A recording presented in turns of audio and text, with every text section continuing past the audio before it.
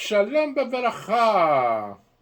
Vamos a continuar con la lectura y estudio de la Parashá Shavua en nuestro año 5784. Esta semana tenemos Parashá Beshalach. Es un Shabbat especial porque es Shabbat Shirah, el Shabbat de la canción como tal. Y si una persona acostumbra a cantar en Shabbat una canción, que cante dos en este Shabbat, y se acostumbra a cantar dos, que cante tres, porque es un Shabbat donde se agregan canciones en la mesa del Shabbat, e inclusive también en algunos nusas se acostumbra a agregar algún párrafo en los rezos con respecto a este Shabbat Beshalach, que tiene también segulá de Parnasá, o sea, porque en él cae el maná del cielo, se habla por primera vez de esta cuestión, y trae consigo, está relacionado con la Parnasá, y muchos leen durante esta semana esta Parashá Shavua y también durante todo el año. Y vamos a continuar donde nos habíamos quedado el año pasado y dice así. Bashen chole lifnechem yom bavamu chanan dan chotan chaderech valayla vamu esh lair lachen laleche yoma valayla lo yamish amu chanan yoma vamu esh laila lifneyam. וידבר השם אל משה לאמור דבר אל בני ישראל וישובו ביחד לפני פי החירות בין מידול ובין חייל לפני בעל ספון נדחו תחנו על עין.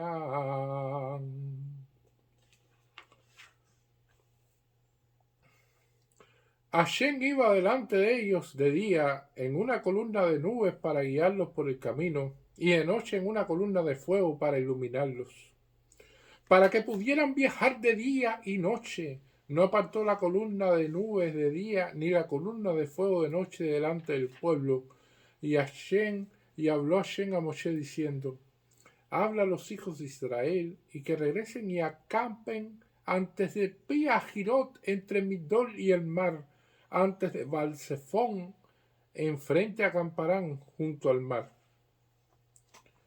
Esto es una de las cuestiones que estamos viendo aquí, del tratamiento especial que le dio Hashem al pueblo de Israel, que Hashem guiaba al pueblo de Israel personalmente. No era un ángel, no era una legión de ángeles, era Hashem quien estaba, y está aquí escrito en la Torá literal. Hashem iba delante de ellos. Era por el día una columna de humo y por la noche una columna de fuegos. A Kadosh Baruj Hu le daba ese tratamiento especial al pueblo de Israel. Si la columna de humo se movía a la derecha, el pueblo de Israel se movía a la derecha. Si la columna de humo se movía a la izquierda, el pueblo de Israel se movía a la izquierda. Y era una de las cuestiones del tremendo cabot que nos dio Hashem a nosotros de tener esta posibilidad de ser guiados por él personalmente, pero además de eso es tremenda responsabilidad para nosotros también, como pueblo de Israel, porque no es lo mismo, decía un rabino muy importante, cuando uno convive con la esposa que convive con Hashem. Dice, con la esposa pueden haber algunas situaciones, algunas cuestiones, y bueno, más o menos, pero con Hashem todo tiene que ir recto. No puede haber desviaciones, no puede haber cuestiones que no sean correctas, o sea, todo tiene que ser de una manera, se puede decir, transparente. Y esto es una de las cuestiones que estamos viendo aquí. El pueblo de Israel recibe este tratamiento en ese momento por el nivel que habían salido y como Hashem quería tratarlos en ese entonces, pero ya después el pueblo de Israel no recibe ese acompañamiento tan cercano, tan directo, tan especial como lo recibió ahí en la salida de Egipto. Y eso es evidente porque sencillamente después que el pueblo de Israel se desvía, después que el pueblo de Israel comete pecados, después de que el pueblo de Israel no sigue los mandamientos y los pasos de la Torá, entonces Hashem tiene como que apartarse un poquito y dejarlo, bueno, ustedes sigan haciendo las cosas, pero yo voy a estar un poquito más alejado. En este mundo una persona puede alcanzar un nivel espiritual tan grande que sea guiado por Hashem así, como aparece aquí. Pero esa persona tiene que cuidarse muchísimo, muchísimo.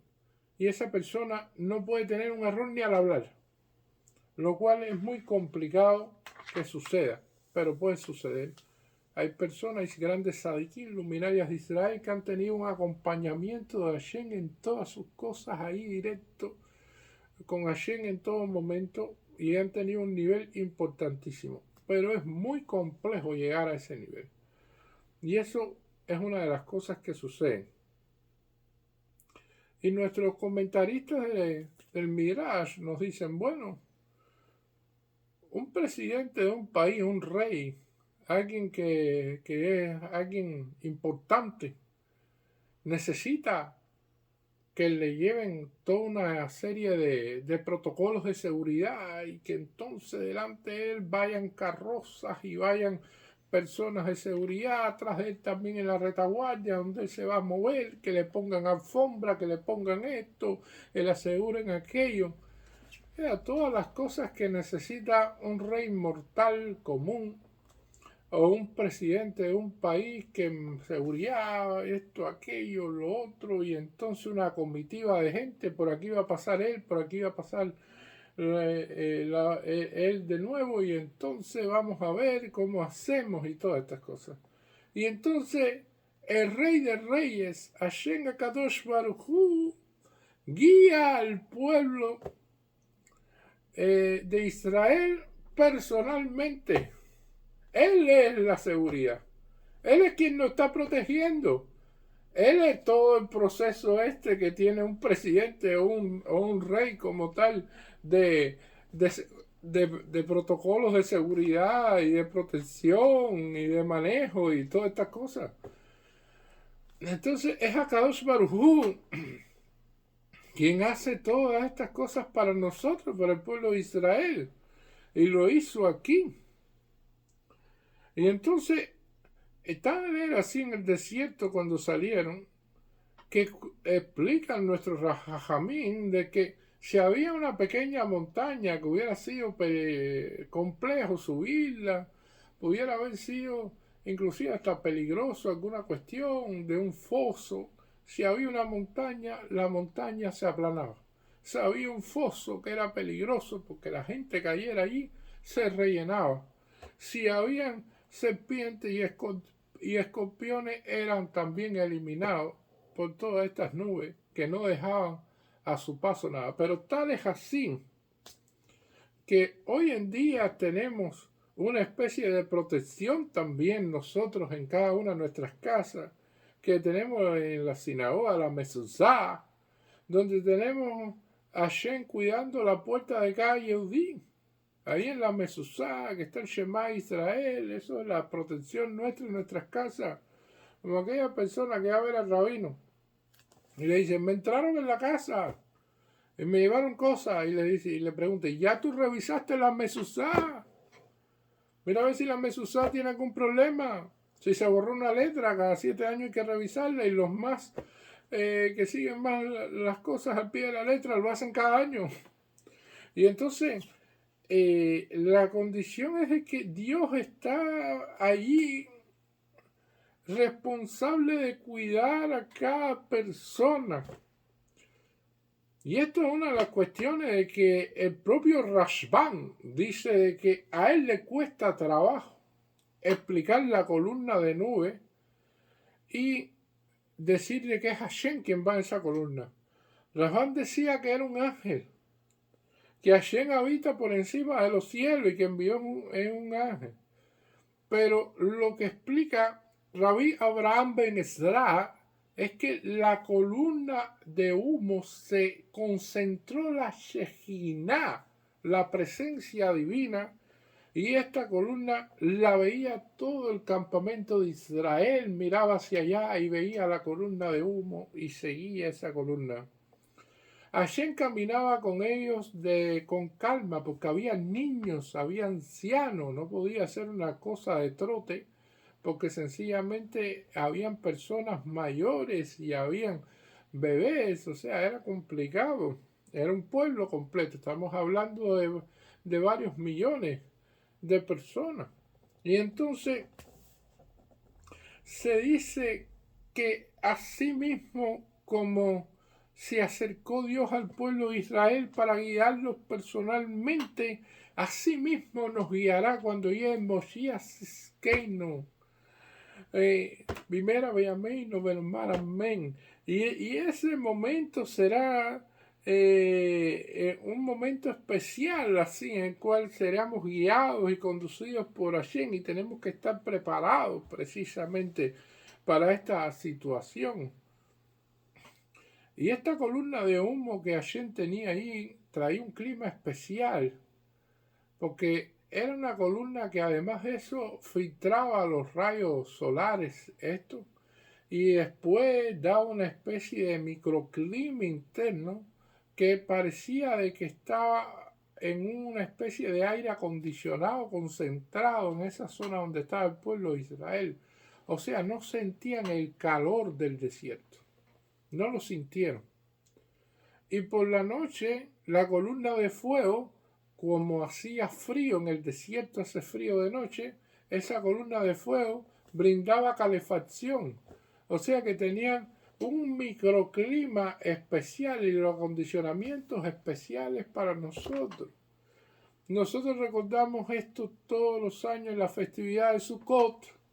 En la festividad de Sukkot realizamos la Sukkah y construimos la Sukkah y recordamos cómo Hashem nos protegió en el medio del desierto.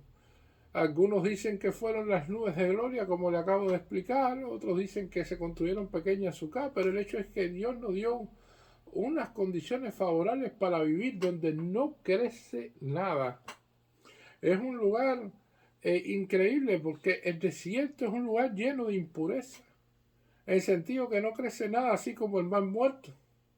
Y entonces ese lugar que está así, ayer nos condujo por allí precisamente y nos hizo, y él lo hizo personalmente para elevar el nivel de Kedushá. Y esto es una de las cuestiones interesantes, tanto que es así, que los lugares donde hay vegetación, donde todo es verde, donde hay muchos árboles, donde hay plantas, donde hay esto, es un lugar que tiene un nivel de Kedushá alto, porque la vegetación y todas estas cosas son propias de la naturaleza de que Hashem le dio la oportunidad de crecer allí, y por lo tanto el nivel de Tumá es bajo. Pero en los lugares donde no crece nada hay un alto nivel de tumá, de impureza. Y ese nivel tiene que ver también con la prosperidad del lugar. Entonces, una de las preguntas que hacen nuestros sabios dice, bueno, si es así, si el desierto tiene tanta tumá, si el desierto tiene tanta impureza, entonces, ¿por qué en la Torá aparece aquí escrito de que Abraham Avino salió a habitar en un desierto? Porque Abraham Avino no buscó un territorio fértil que tenía vegetación, que tenía toda una serie de condiciones donde no tuviera ese nivel de tumá. Y entonces nuestros sabios explican de que Abraham Avino quería vencer la tumá en el desierto. Y como venció la tumá en el desierto y le demostró a Shem que él, siendo Abraham Avino, logró realizar, se puede decir, la concepción de seguir un patrón de acuerdo a que existe un Dios único, a Hashem que existe y que mantiene a todo el universo. Entonces en ese momento Hashem le dijo, a ti te voy a dar la tierra porque tú arreglaste todo este problema del desierto. A ti te la voy a dar porque hiciste que un lugar de Tumá alcanzara un nivel de Kedushá. Y entonces se la dio a Abraham Avino. La cuestión es que también la nube de esta, que se pudiera decir de gloria, donde estaba Shem, esta nube no se movía. de al lado del pueblo de Israel, siempre estaba ahí al lado del pueblo de Israel. Y es una de las cuestiones que realmente el pueblo de Israel estaba a un nivel tan grande con Hashem, de que Hashem personalmente lo estaba guiando a través de estas señales y maravillas. Ya en el último párrafo vamos a estar viendo de que en ese momento Hashem le dice a Moshe de que cuando le menciona a los hijos de Israel qué es lo que tienen que hacer, tienen que regresar, o sea, virar y acampar en un lugar que se llama Piahirot, entre Migdol y el mar, antes de Baal-Zephón. Y una de las cuestiones interesantes que aquí va a aparecer es de que esto se hace con toda intencionalidad. No es que el pueblo de Israel estaba perdido, no es de que Hashem no sabía, no. La cuestión es que quería confundir al faraón.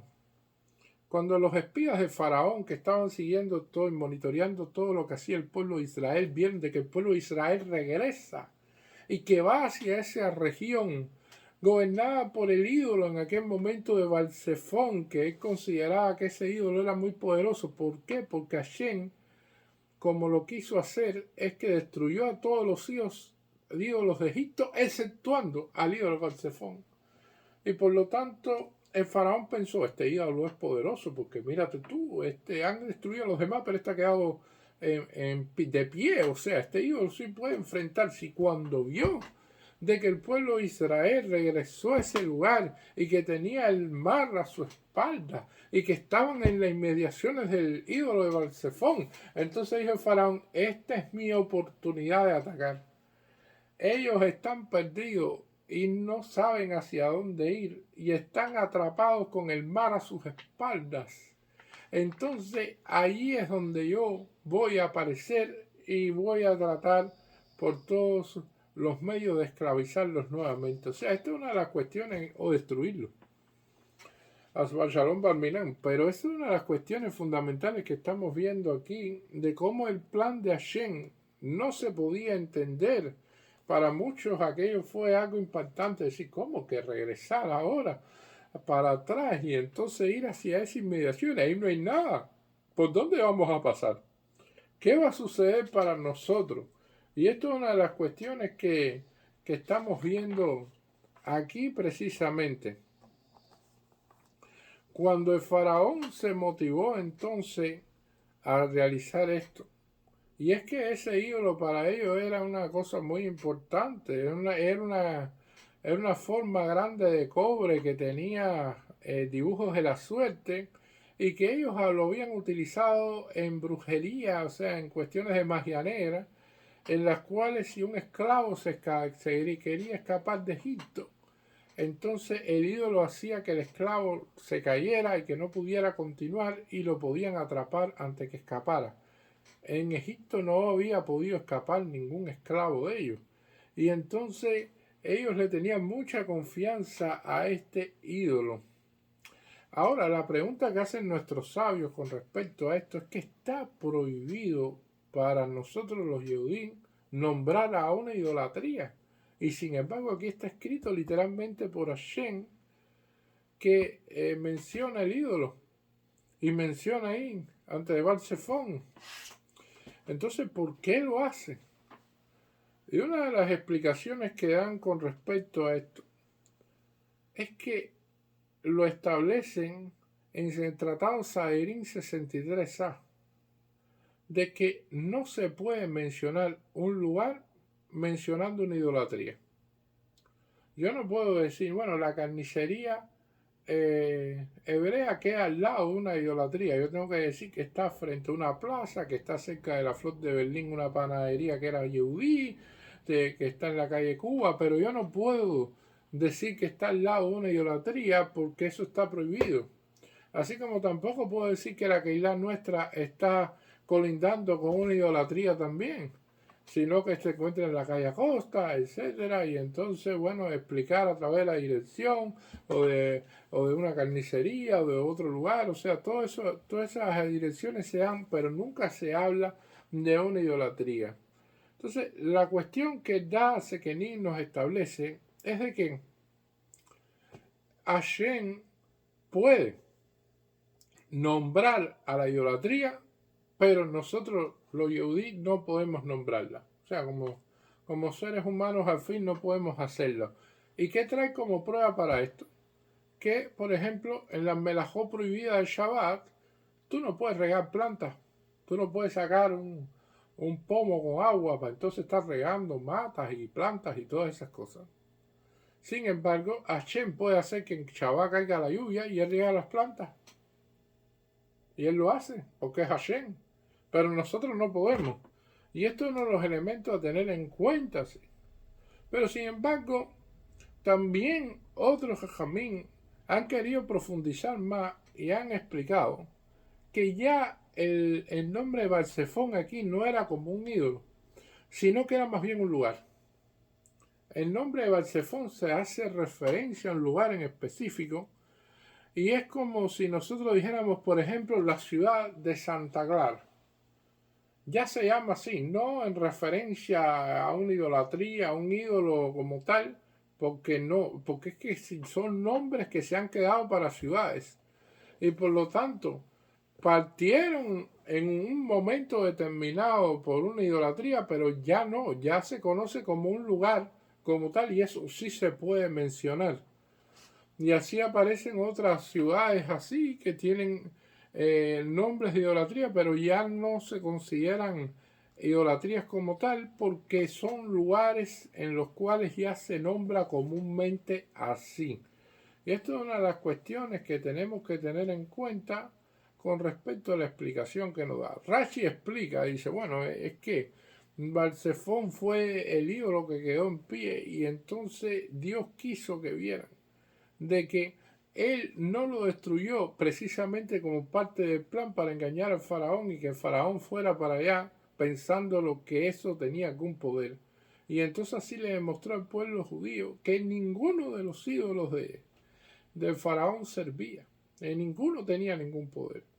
Y así le demostró finalmente a partir de este proceso, porque aquí está la partición después del Mar Rojo y todas estas cuestiones, de que el pueblo judío tuvo la emuná que le hacía falta. Porque inclusive 9 plagas de Egipto fueron hechas solamente para demostrar el poder de Hashem en la tierra.